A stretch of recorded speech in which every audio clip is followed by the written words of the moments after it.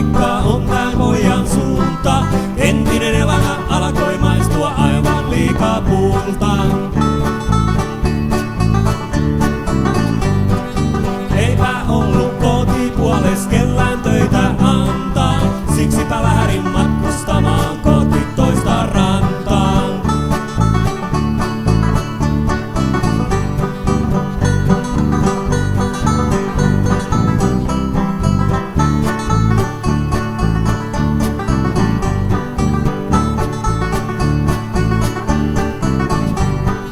Let's go sekä verikuton Amerikan tyy.